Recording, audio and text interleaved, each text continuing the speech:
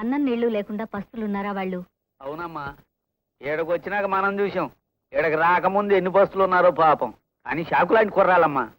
ఈ రికమెండేషన్ దేశంలో ఆనవాయితీగా అనాథలుగా తిరుగుతున్న నిరుద్యోగులమ్మ పాపం. అయ్యయ్యో, వాళ్ళు మన ఇంటికి తీసుకురాలేకపోయావా? కన్నబిడ్డలకు అన్నం పెట్టుకునే యోగ్యత ఎలాగలేదు. నా చేత్తో వాళ్ళకి అన్నం పెట్టేదాన్ని. తీసుకురావచ్చమ్మా, కానీ అయ్యగారు అసలే కారాలు మిరియాలు నోరుతున్నారు.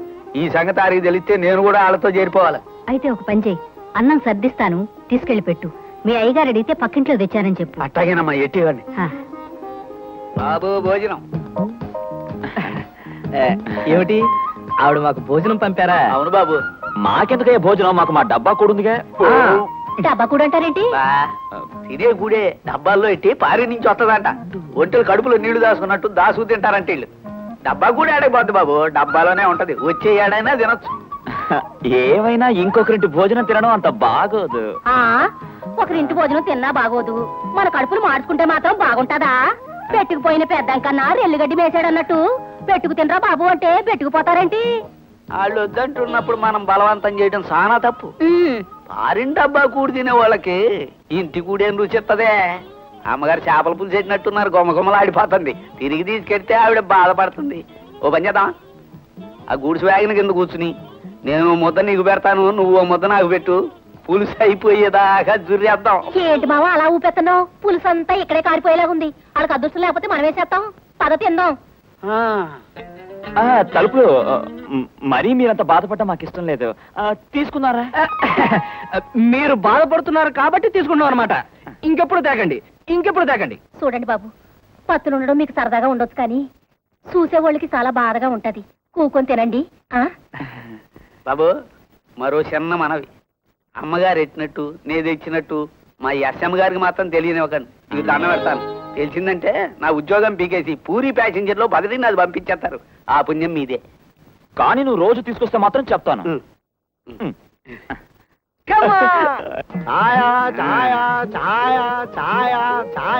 ఎండా పోటర్ సార్ సుఖమాగల చొక్క పగల్లాగితే ఉద్యోగం పోద్ది. అదే సుఖమాగల నాకు తెలుసు. నా ఉద్యోగానికి ట్రై చేస్తున్నావు నువ్వు. ఎండా సారో వేరే. Hello Menon, can getup change Telugu. అబ్బా ఇది ఎందా 4 మొబైల్ టీ స్టాల్ ఉండో. రేపటి నుంచి మీరు టీకి అంగే వెళ్ళడం. నీ ఇంప్రూవ్మెంట్ కి ఏమిటి కారణం? ఎల్లాం సరిపోడే కారణ్యం. చెప్పనే ఇంటి పేరు గలవాడు హెల్ప్ చేస్తుంటారా? సాయో సాయో సాయో. ఈ ప్లాట్ఫామ్ మీద పోర్టర్ దగ్గర నుంచి మీనం దాకా అందరూ మంచి వాళ్ళేరా, ఒక్క మాస్టర్ తప్ప. ఆయన ఏమిట్రా మరీ అంత కర్కోటకుడు? ఒక మంచి లేదు, ఒక మంచి మాట లేదు. ఉట్టి రాతి మనిషి. ఈ లేట్ గా వచ్చి వెళ్లే రైలుతో విసిగిపోయి అలా అయిపోయాడు రా. అర్థం చేసుకున్నారు కదా? ఏమయ్యా, మీ మొండితనం ఏమిటి, మీ వాలకం ఏమిటి? అతనెవరో రైలుకు వస్తాడు అంటారు, నిజంగా వస్తాడా? వస్తాడు సార్, తప్పకుండా వస్తాడు సార్. వస్తాడో చస్తాడో నాకు అనవసరం. అసలు మిమ్మల్ని పోలీసులకు అప్పగించాలి. పోనీలే చదువుకున్నాడు అని దయదలు చూదిలేస్తున్నాను. అది మీరు తక్షణం ఇక్కడి నుంచి ఖాళీ చేసి వెళ్ళిపోవాలి. మళ్ళీ నాకంటే కనిపించారు మర్యాద దక్కదు. పుష్ప, ఏమిటి హడావిడి పెళ్లి చూపులో? నీకు తెలియందే ఉంది, నా పెళ్లి ఒకటేగా మా అమ్మకు సమస్య.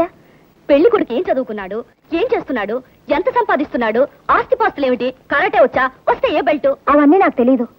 అయ్యో తెలీదా? ఇదేమైనా 3 గంటల సినిమా అనుకున్నావు చూసుకోవడానికి? జీవితాంతం కాపురం చేయాల్సిన మొగుడు. నాదేముంది, మా అమ్మ ఏం చెప్తే చేస్తాను. అమ్మ చెప్పిందట బుద్ధి లేదు. పైగా చదువుకున్నావెందుకు? అయినా అమ్మ ఎవరిని చెప్తే వాడిని చేసేసుకుంటావా? ఊరి చివరి తాడి చెట్టును కట్టుకుంటే కట్టుకుంటావా? నీలాంటి వాళ్ళు ఉండబట్టే ఆడవాళ్ళంటే లోకు అయిపోయింది. రండి.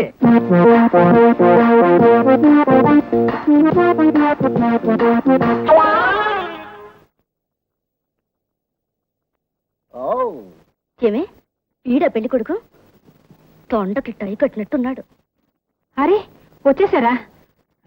లోపల కాస్త పనిలో ఉండిపోయాను, అందుకని ఆలస్యమైంది. వచ్చి ఎంతసేపు అయింది? ఇప్పుడేనమ్మా. అబ్బాయి వచ్చాడా? ఎక్కడే అత్తయ్యా? ఉండండి, అమ్మాయిని తీసుకొస్తాను. నేను తీసుకొస్తాను. రావే పెళ్లి కూతురా, నీ కోసం పెళ్లి కొడుకు వచ్చాడు, చూసుకో. ఈవిడే పెళ్లి కూతురు, చూడండి. అత్తయ్యా, ఈ పిల్లెవరు? మా అమ్మాయితో పాటు చదువుకుంటుంది. పెళ్ళయిందా? ఇంకా లేదు. ఏం పాపం, ఈ పిల్లకు కూడా తండ్రి లేడా? ఏ నువ్వు చేసుకుంటావా? ఎవరైనా నాకు అభ్యంతరం లేదు. ఇద్దరు అందంగానే ఉన్నారు. మా నాన్న అడిగిన కట్నం ఎవరిస్తే వాళ్ళనే చేసుకుంటారు. ఆహా, నీ కట్నం కూడా కావాలా?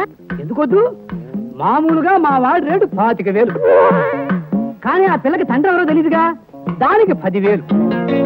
ఆ పిల్లని మా ఇంటికి రానిచ్చినందుకు 10,000. ఆ పిల్లని కోడగా చెప్పుకున్నందుకు 10,000. పిల్లల్ని కనేందుకు 10,000. మా చుట్టాలందరినీ పెళ్లికి ఒప్పించినందుకు మరో 10,000.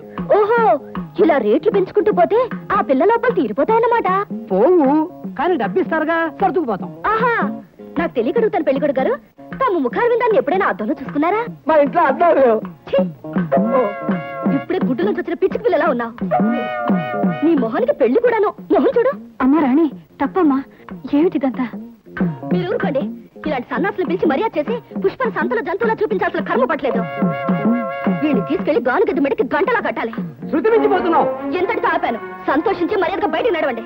ఇది దరిద్ర కొట్టు సంబంధం అని తెలిసి కూడా వచ్చాను చూడు. మా చెప్పుతో మేము కొట్టుకోవాలి. ఎందుకు వచ్చేసామా?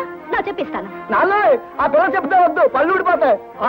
పెళ్లి కలిపి పిలిచి పిచ్చికి పిల్లలుంటారా? మాకు రోజులు వస్తాయి. అమ్మా రాణి, ఇంటికి వచ్చిన వాళ్ళని ఇలా అవమానపరిచి పంపించడం బాగుందా? మన ఇంటికి వచ్చి మనల్ని అవమానపరచడం బాగుందంటే? నా పరిస్థితికి నేను పుష్పకు పెళ్లి చేయాలంటే ఇలాంటి అవమానాలు నేను భరించక తప్పదమ్మా. ఏం పరిస్థితులు అంటే మాటి మాటికి మిమ్మల్ని మీరు కించపరచుకోకండి. పుష్ప గుడ్డిది కుంటిది కాదు, లక్షణమైన అబ్బాయి వస్తాడు. దీని డబ్బు కోసం ఆశపడి చేసుకునేవాడు డబ్బు చేతికొచ్చాక మెడ పట్టుకుని మన ముందుకే గంటేస్తాడు. అప్పుడు ఏడవడానికి కూడా అర్హత ఉండదు. గుర్తుంచుకోండి. పదవే, కాలేజీకి టైం అయింది. ఓకే, తలుపులు చిన్నాడు బ్లాక్ అయ్యాట, వెళ్ళి బెలగొట్టు.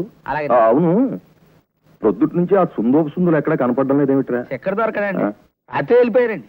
వెళ్ళిపోయారు, చెప్పా చేయకుండా వెళ్ళిపోయారు ఏమిట్రా? పొద్దుమానం మీరు పొమ్మంటున్నారు కదండి, ఇంకా మీకు చెప్పటం నేను కానీ నాకు మాత్రం చెప్పి వెళ్ళారండి. మీరు అడిగితే చెప్పమన్నారండి. నన్ను వాళ్ళు ఏమైనా అపార్థం చేసుకున్నారేమోరా? ఆలేటి బాబు, మీరు అన్న మాటలో మన ప్లాట్ఫారం మీద బండినంటే మళ్ళీ ఈ లైన్లోకి వచ్చి ఉండేది కాదు. అనే ముందు కాస్త ముందు వెనక ఆలోచించుకుని అనాలి కదండి. వాళ్ళు నా ఇంట్లో ఉన్నా నేను బాధపడను రా, కానీ రైల్వే స్టేషన్ లో మకాం పెడితే మాత్రం ఐ కాంట్ టాలరేట్. ఏమైనా కుర్రాళ్ళు మంచి వాళ్ళరా పాపం. ఇంకొక క్షణం కూడా స్టేషన్ లో ఉండకూడదని మాస్టర్ ఖచ్చితంగా చెప్పేశారు. ఉంటే రైల్వే పోలీసుల చేత అరెస్ట్ చేస్తారట. జైలుకు పోవడం కంటే రోడ్ మీదకి పోవడం మంచిది కదమ్మా.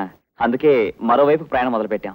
చూడమ్మా, మా కడుపులో మండుతున్న ఆకలి గురించి మేము ఏనాడూ ఆలోచించలేదు. కానీ మేమెవరమో తెలియకుండా మా ఆకలిని గుర్తించి మాకు అన్నం పంపించారే, మీకు చెప్పకుండా వెళితే బాగుండదని మీ కృతజ్ఞతలు చెప్పి వెళదామని వచ్చాం.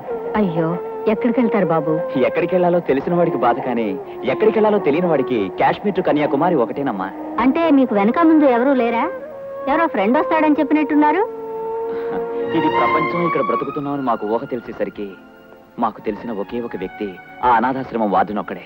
అంటే మీకు నాన్న వాళ్ళు ఎవరూ లేరా? లేకపోవడం ఏమిటమ్మా? నిరుద్యోగం, ఆకలి, అవసరానికి అబద్ధాలాడటం, ఆ అబద్ధాలకు గొడవలు పట్టడం, వీళ్ళంతా మా ఫ్రెండ్సే. ఎరా? అయితే మీరిద్దరూ అన్నదమ్ములు గారా? అన్నదమ్ములం కాదు, కానీ అన్నదమ్ములమే. అదేమిటి బాబు? మేము కన్నతల్లి కన్న అన్నదమ్ములం కాదు, కరువు తల్లి కన్న అన్నదమ్ములం.